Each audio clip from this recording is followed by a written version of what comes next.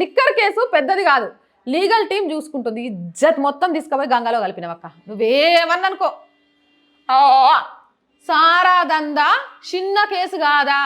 ఆడోళ్ళ మానాలు పానాలు యువకుల భవిష్యత్తు గింత నాశనం అయిపోవడానికి కారణమయ్యే సారాయి దందా చిన్న విషయమా నీకు? ఊళ్ళలోకి పోయాడని సభలో చెప్పేవు, ఊరికిస్తారు జనాలు అంటారు చాలా మంది. గింత సారాయి ఒక్క ఆడామె సారాయి దందా చేసింది, అది కేసీఆర్ కూతురు సారాయి దందా చేసిందని మాట్లాడుకుంటుంటే లీగల్ టీం చూసుకుంటుంది. అది పెద్ద విషయం కాదట.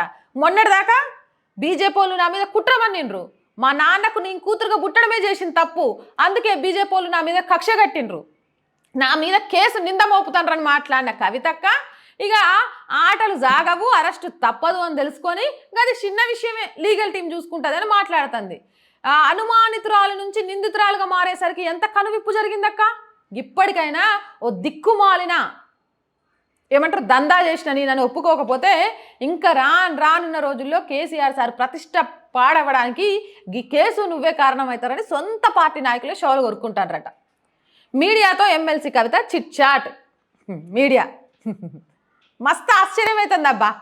అధికారంలో ఉన్నప్పుడు మీడియా అంటే షిర్రుబుర్రు, అడేవాడు బయటికి పంపించే, ఇంకా మీడియా వాళ్ళని లోపలికి రానియకు, ఇగో వీళ్ళు మనకు ఆప్తులు, కారు కొనిచ్చినా ఇంటి స్థలం ఇచ్చినా తప్పులేదు అని కొందరినే లాలూచి కొందరికే ఆప్యాయతలు చూపించిన మీరు ఈరోజు మీడియాతో చిట్చాడు పెట్టే స్థాయికి వెళ్ళిండ్రు అని అంటే ఆశ్చర్యం కాదు, ఏదో జరగబోతోందని అయితే అర్థమవుతుంది. అయినా ఎవరు నమ్ముతారులే అక్క.